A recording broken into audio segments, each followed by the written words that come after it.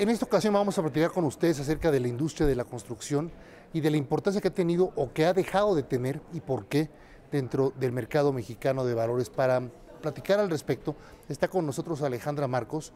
Ella es subdirectora de información de análisis fundamental aquí en Intercam, a quien le damos la bienvenida. ¿Cómo estás? Muy bien, Efren, muchísimas gracias. Muy bien, muy contenta Y feliz de estar aquí. 16 de septiembre, ¿verdad? Feliz 16 de septiembre, así es. Platícanos, por ahí va la cosa, ¿no? Este sector que era, bueno, uno que estaba en auge, ¿no? En el mercado de valores, ahora como que ha dejado de tener esa potencia, ¿no? Así es, ha cambiado de manera dramática, yo te diría, el sector de la vivienda en México.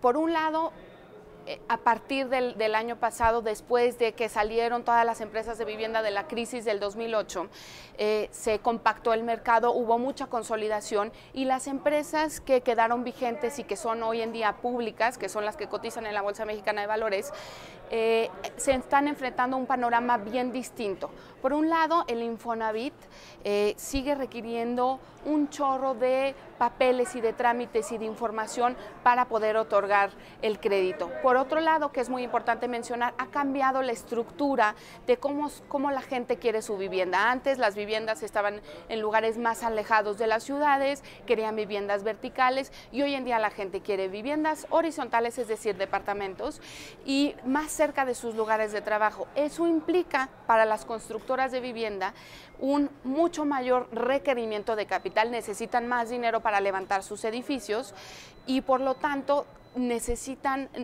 tardan mucho más tiempo en que el Infonavit realmente les pague a los asalariados, ¿no? Ahora, lo que es importante, la demanda por vivienda sí sigue siendo existente, sí existe todavía, Así es. Prevalece, es fuerte en nuestro país. Es correcto, la demanda de vivienda más o menos anda como 5 millones de vivienda al año, pero esa demanda básicamente se concentra en gente que no puede demostrar sus ingresos. Entonces, también por ahí tenemos un trave en el procedimiento de vivienda. Pero no pueden demostrar, porque a lo mejor son gente que genera ingresos informales. Así es, por un lado. O porque tienen actividades independientes.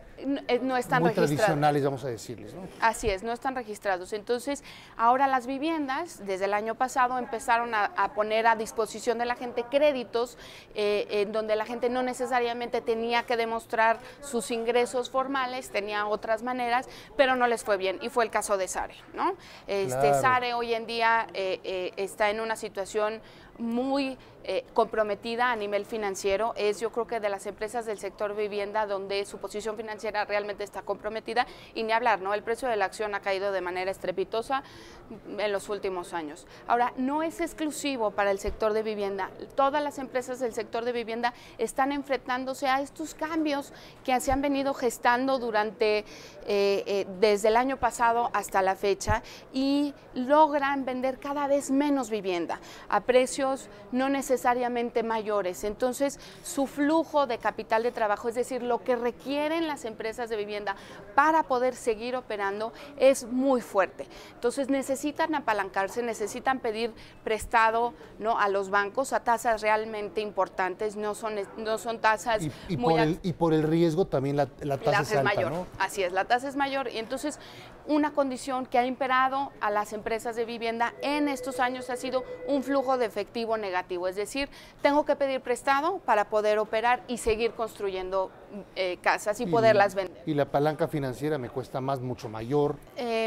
Mira, yo creo que en la medida que empiece a haber más visibilidad de las empresas de vivienda, del otorgamiento del crédito del Infonavit. Para darte un dato muy rápido, hoy una empresa más o menos tarda 3 años de vivienda, 3 años entre que construye la casa o el edificio y la vende.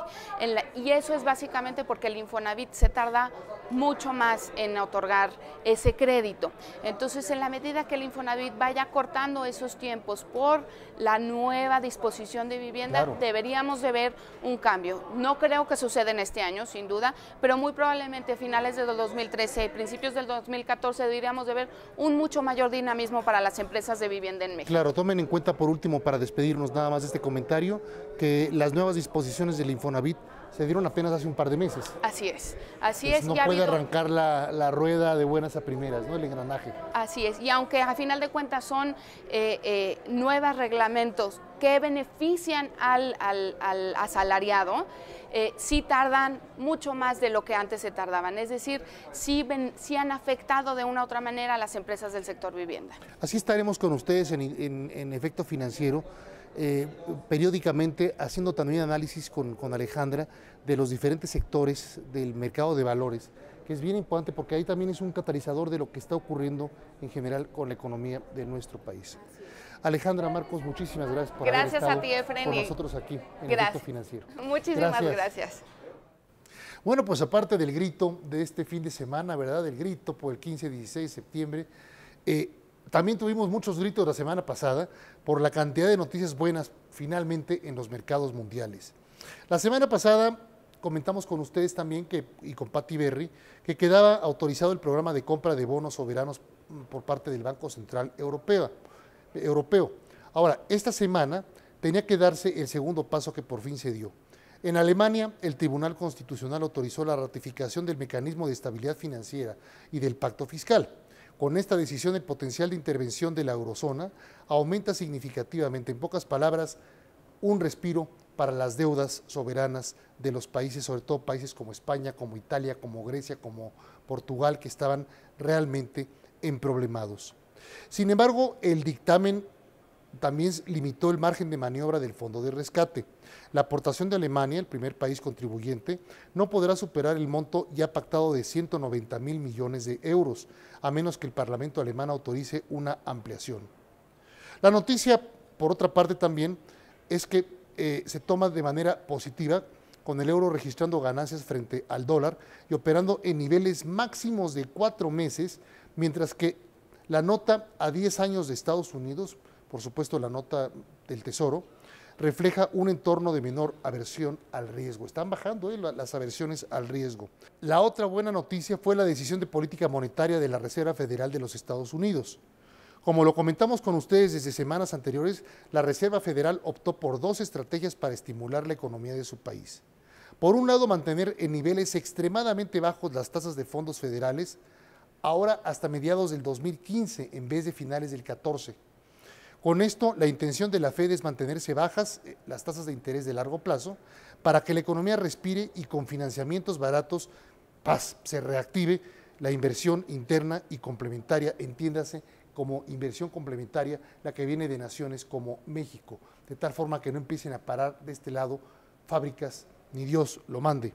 Conclusión para México, vamos bien, con un Estados Unidos con crecimientos ya de tasas del 1.7% para este año y que se convierte en un 3% para el próximo año, significa más reactivación y más dinámica económica para nuestro país, bien por ese 2013 que todo pinta que va a tener mejores colores que los que vivimos en el 2011 y hacia atrás.